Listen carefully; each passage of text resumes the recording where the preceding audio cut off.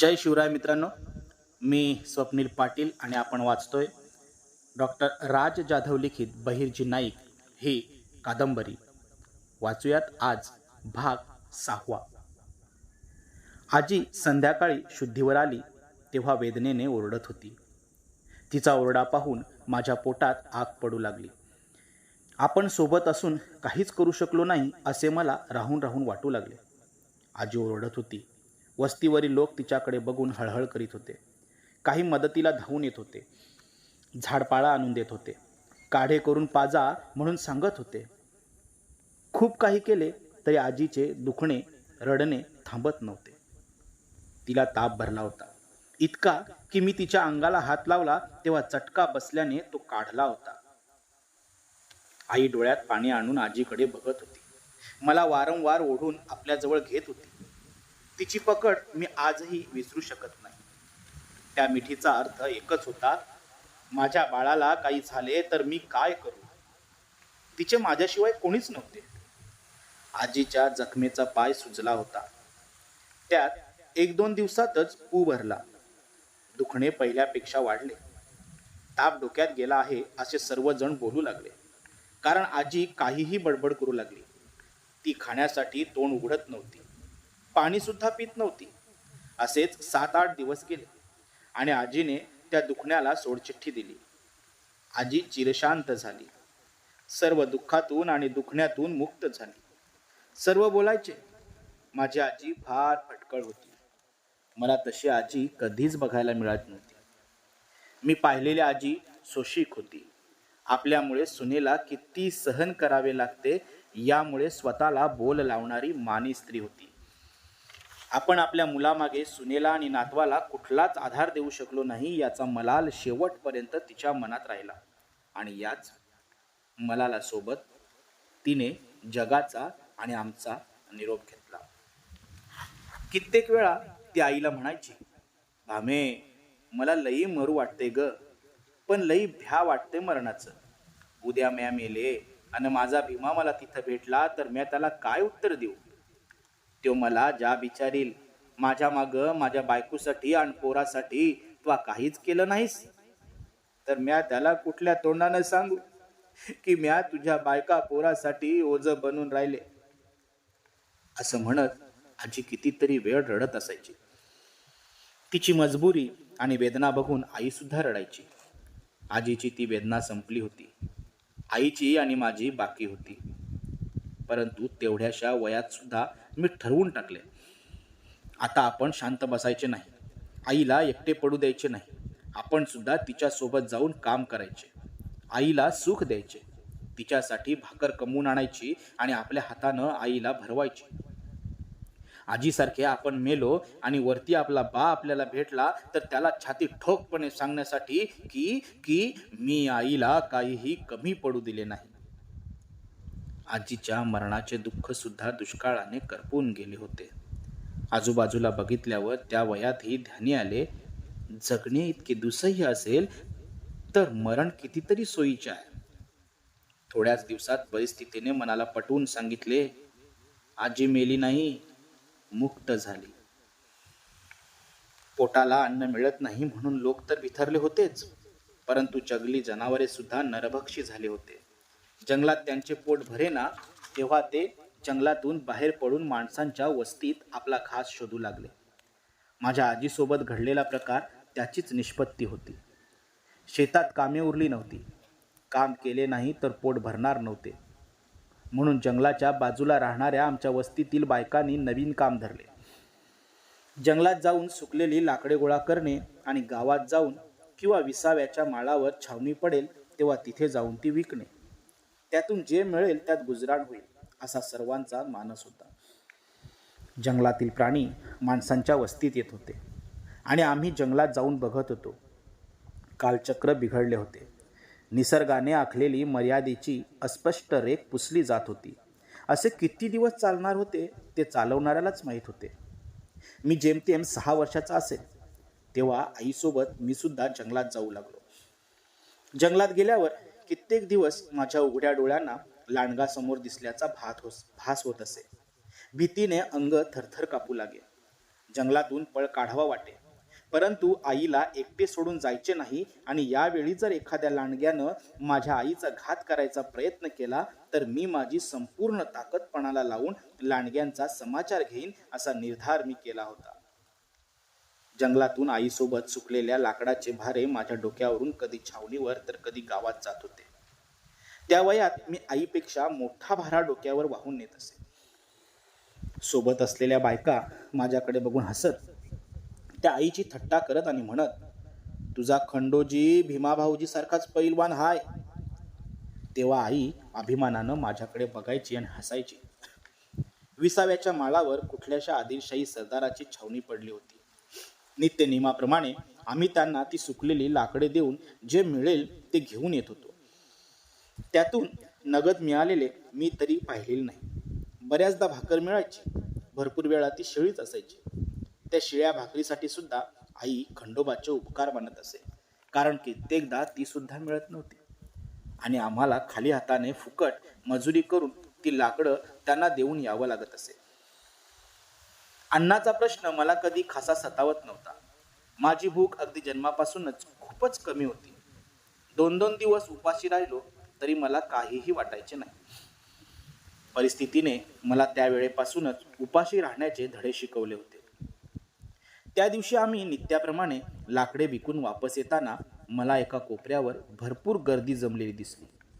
कुतूहलापोटी मी त्या गर्दीकडे धावत गेलो. माझ्या मागून आई आणि बाकीच्या बायका सुद्धा आल्या.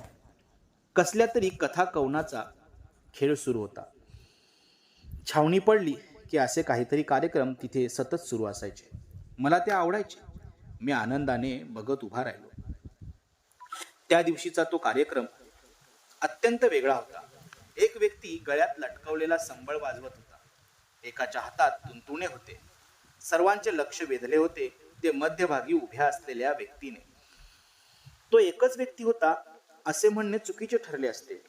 जमलेल्या जमावासमोर तो इतक्या सहजतेने आणि बेमालूमपणे रूप बदलत होता आणि कोणाला कळत सुद्धा नव्हते. तो सांगत असलेल्या कथेतील अनेक पात्र तो एकटाच वठवत होता आणि अस्खलितपणे सादर करत होता. लोक त्याला मध्येच वा रे सोंगाड्या असे म्हणून दाद देत होते.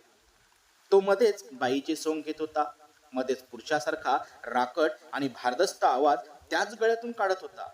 आवाजासोबत त्याचे हावभाव इतक्या सहज बदलत होते की त्या मंचावर एकच व्यक्ती उभा आहे असे समोर बघून देखील विश्वास बसत नव्हता.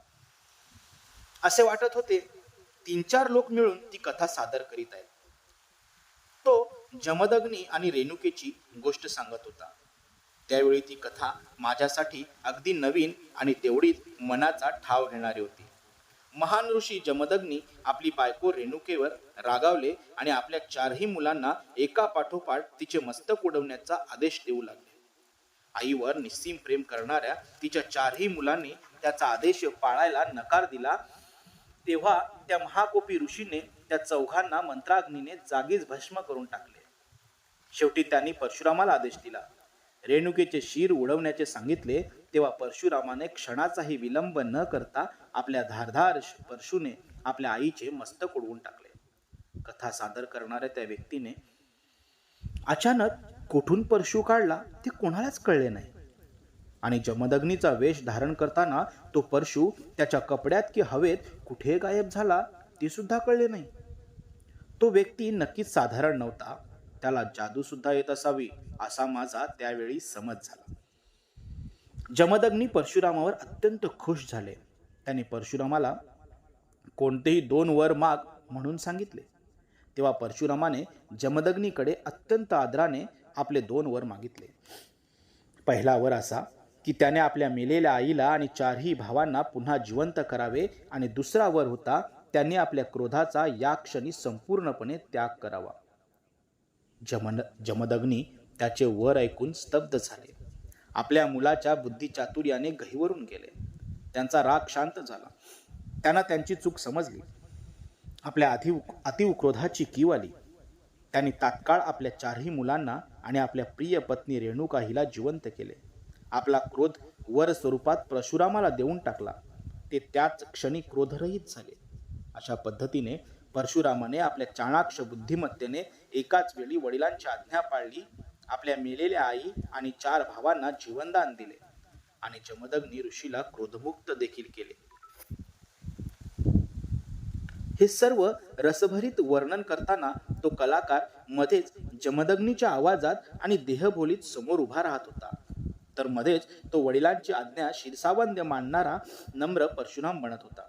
मध्येच त्याला लाचार असणाऱ्या 4 मुलांचा अभिनय करावा लागत होता आणि एकदमच तो पतिव्रता रेणुकेच्या भूमिकेत रेणुका समोर उभी असल्याचा भास तयार करीत होता.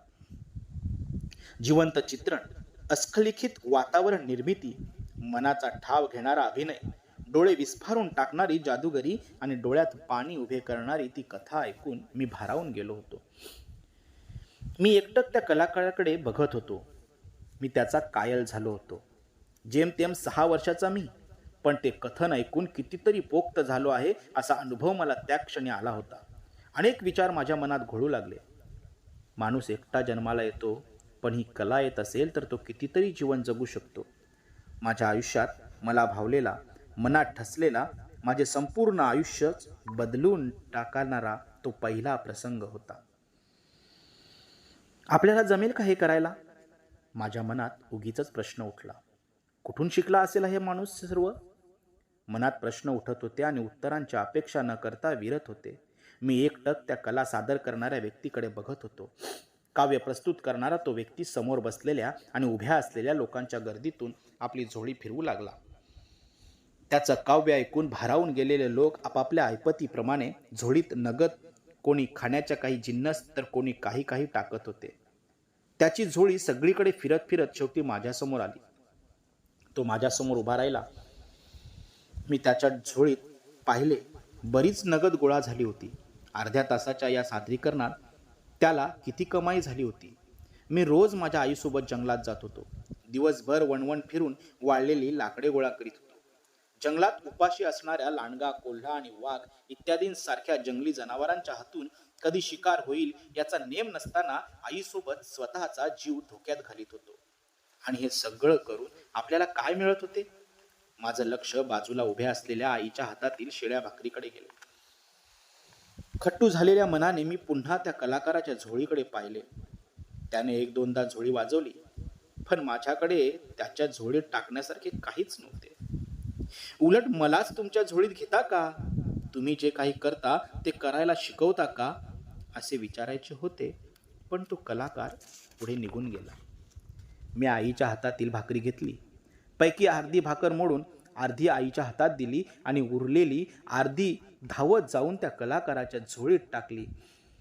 त्याने माझ्याकडे थोड्या वेळासाठी पाहिले आणि स्मितहास्य करून माझ्या डोक्यावर हात फिरवला. त्यामुळे मला धीर आला. मी झटकन बोलून गेलो, मला शिकवणार का तुमच्यासारखं? कलाकार हसला. थोडा वेळ तो माझ्याकडे बघतच राहिला. डोक्यावर हात ठेवून माझ्या डोळ्यात डोळे घालून तो बोलला, तू अजून लहान आहेस, थोडा मोठा हो बघ, मग बघू.